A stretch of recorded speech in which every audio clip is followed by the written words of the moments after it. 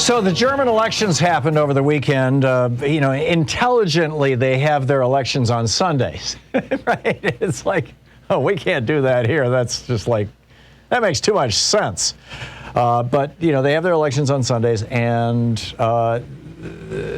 some interesting things. I just want to speak to this because I think, if nothing else, the coverage in this country of the German election super emphasizes how fully informed and educated both the American public and the American media are about the United States, about what liberal versus conservative or progressive versus conservative means in the United States versus around the world. First of all, here's one little. Now, this is a non-binding referendum. It didn't change anything, but it was the will of the people. In Berlin, they had a vote on whether to buy from, at market rates, buy from these giant real estate developers hundreds of thousands of apartments in Berlin. And instead of having them run on a for-profit basis where, you get the highest rent you possibly can out of them, which is driving up rent prices in Berlin, and there's a real housing crisis in the city of around 5 or 6 million people. It's a major city.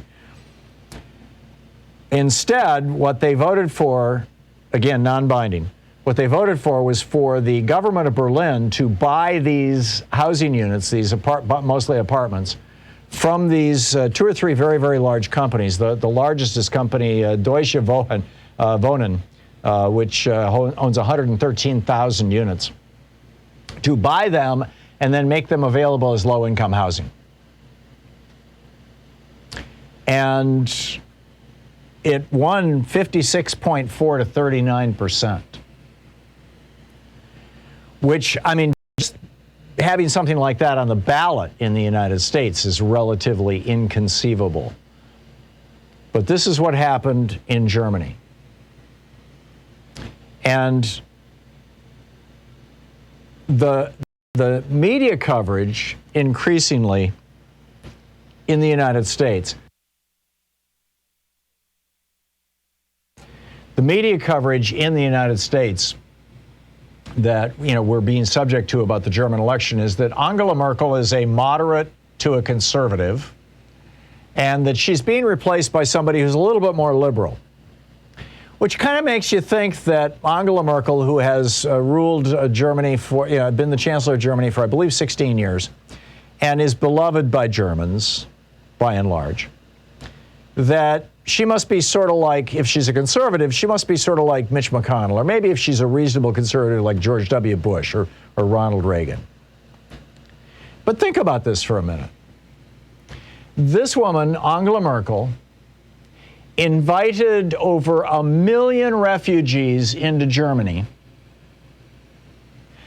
came out before the German, which was very unpopular. This was back about 5-6 years ago during the Syrian refugee crisis when they were filling up Greece and Turkey. And she came out and she said, we rebuilt after World War II.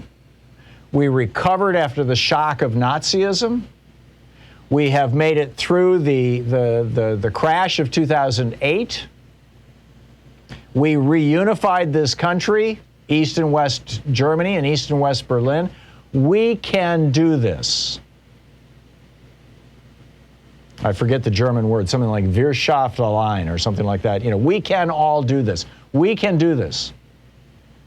And the German people came together behind her, and they brought in over 1 million refugees in a country of, what, I think 35 million people? Maybe it's 53, but it's a fraction of the United States. This would be like 5, 6, 7 million refugees suddenly coming into the United States.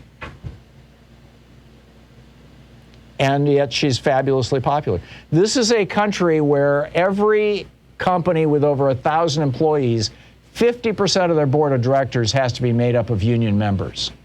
This is a country where everybody has health care, and nobody goes broke because somebody gets sick. This is a country where there is no student debt unless you want to attend, a fancy schmancy university, typically outside the country. Germany is a country that is already to the left of Bernie Sanders. And the fact that Germans want to kind of keep it that way is somehow described as conservative or moderate. This is a country where there is low-income housing, and in Berlin, where there isn't low-income, or there isn't enough low-income housing, the people just voted 56 to 39% to nationalize housing. To say to these companies, you know, we're taking it by eminent domain. We'll pay you for it, of course, but we're going to take it. And we're calling this moderate? As if it's like Ronald Reagan? Or George W. Bush?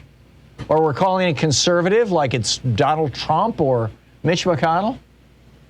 We are so friggin' far behind the rest of the developed world that we don't even have language for it.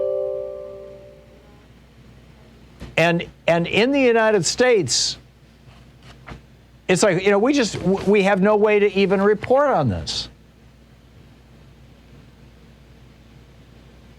The largest divide, I remember when I was doing this show in Denmark, and I was debating, I had asked Danish radio, they're the NPR of Denmark, loaned us a studio for a week or two, as I recall. I think it was a week, it might have been two.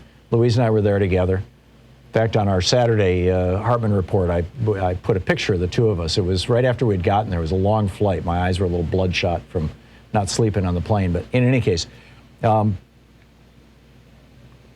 was in the studios of Danish radio, and I had asked the producer, I love to debate conservatives. So, Joe Biden is getting his booster shot on live TV right now, by the way, just FYI. And so I asked the producers, get me some conservative politicians, and they got me a couple of members of parliament who were the most conservative. And so I get one of them on and I say, boy, you're a conservative. You must love this. You must hate this national health care system, right? And he's like, what, are you crazy?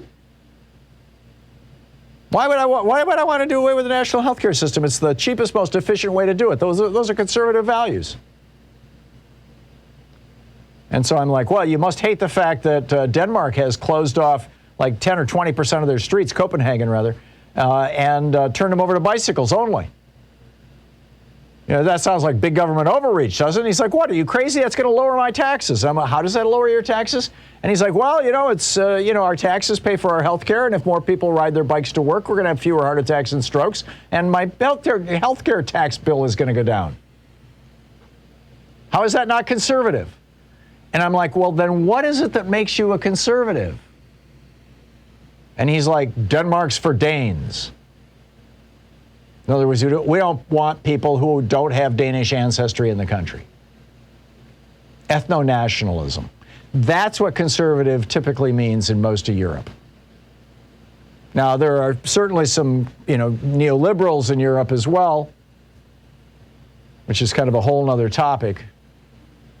And Brexit is really showing those cracks. But basically, the American press does us a massive disservice when they characterize politicians like Angela Merkel as conservative or even as moderate, as if that's the case by American standards. Yes, Germans consider her conservative or moderate.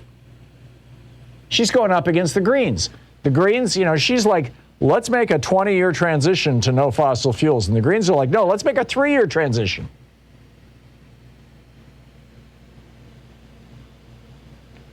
But that doesn't mean that by American standards she's moderate. We just have no friggin' understanding of how the rest of the world works. And it serves people like Mitch McConnell and Donald Trump really well because we think our politics are normal. And they're not. Our politics are going the way of Brazil and Russia and Turkey very, very rapidly. And Hungary. I mean, if you want to look at a European country, Hungary has been there before us. Did you see CPAC is going to be in Hungary next year? Hey, go to where the dictators are. This is the Thom Hartmann Program. It's amazing. It's amazing. I mean, they're just giving up on America, the conservatives. Let's go to where the autocrats are. Oligarchy forever.